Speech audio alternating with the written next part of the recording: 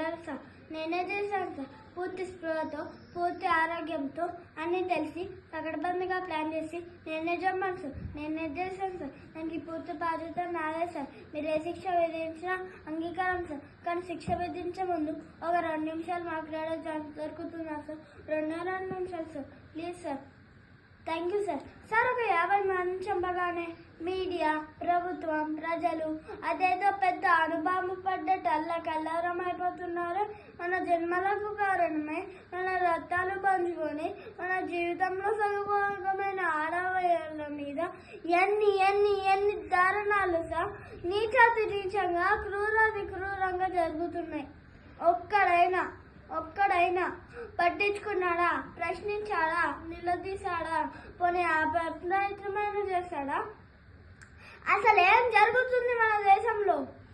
మన అక్కలు, మన చెల్లెళ్ళు, మన కూతుళ్ళు, మన అమ్మలు బయటకు వెళ్తే తిరిగొచ్చే వరకు ఎందుకు సార్ భయం ఉంటున్నావు? బిక్కుమంటూ ఎందుకుంటున్నావు? అరే, వాళ్ళు మన అడవుల్లోకి, బామ్మల మధ్యలోకి, ఎలాంటిలోకి వెళ్ళిపోతుర్రా? అరే, మనలాంటి మనుషుల మధ్యలోకే కదా సార్ వెళ్ళేది. ఆడది బయటకు వస్తే చాలు సార్. సందుల్లోను, రోడ్లలోను, బస్ స్టాప్లోను, బస్సుల్లోను, రెస్టారెంట్లోను, ఆఫీస్లోను, పోస్ట్ ఆఫీస్లోను, పార్క్లోను, కాలేజ్లోను, ఎక్కడ పడితే అక్కడ సార్. కామంతో చూస్తున్న కొన్ని వేల కళ్ళ మధ్యలో నడవాలి సార్ మన స్త్రీ. ఎప్పుడు ఎవరు ఎక్కడ ఏం చేస్తారని బాధ సార్ మనకి. అరే, స్త్రీ అంటే సెక్సేనా ఏంటి సార్ ఈ పరిస్థితి? దరిద్రం. పుణ్యభూమి, వేదభూమి, కర్మభూమి, ఇలా ఎన్నో పేర్లను మన దేశానికి ఇంకా రిమైండ్ సార్.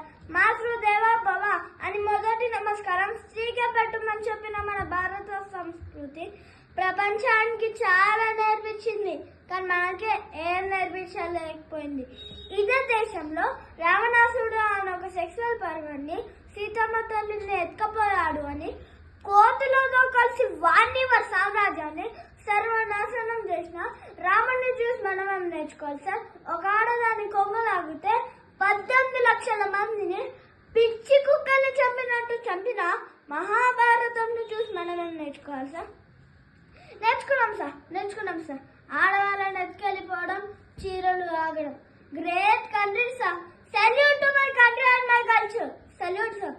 పోలీస్ స్టేషన్లు, కోర్టులు, కమిషనర్ ఆఫీసులు, సెక్యూరిటీలు, సెక్రటేరియట్లు, ఎక్సెట్రాలు ఇలా ఇవన్నీ మనం సవ్యంగా నాగరికంగా బ్రతకడం కోసం వేల లక్షల కోట్ల ప్రజల సొమ్ముతో మన కోసం మనం నడుపుతున్నాం.